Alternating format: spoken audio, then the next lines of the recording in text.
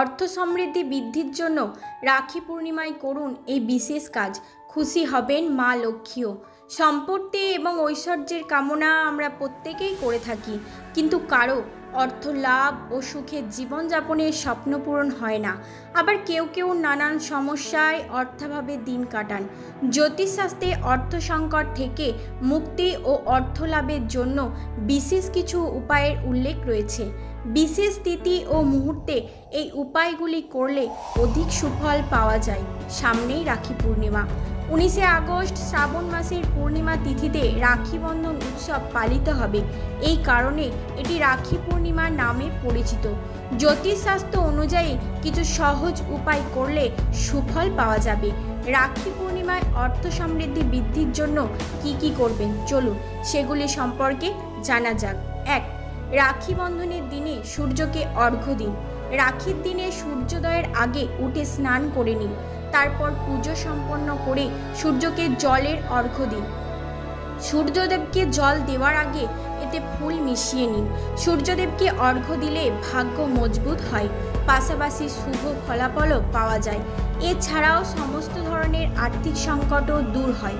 2. বজরংবলীর আরাধনা করুন। চাকরি ও ব্যক্তিগত জীবনের সংকট থেকে মুক্তি লাভের জন্য বজরংবলীর আরাধনা করা অত্যন্ত জরুরি। সন্ধ্যাবেলা প্রদীপ প্রজ্বলিত করে ধূপকাঠি ও ফুল নিবেদন করে নিয়মিত বজরংবলীর পুজো করুন। এর ফলে সমস্ত সংকট থেকে মুক্তি পাবেন। 3. রাখি পূর্ণিমায় সকাল ও সন্ধ্যায় মা লক্ষ্মীর নামে প্রদীপ জ্বালান।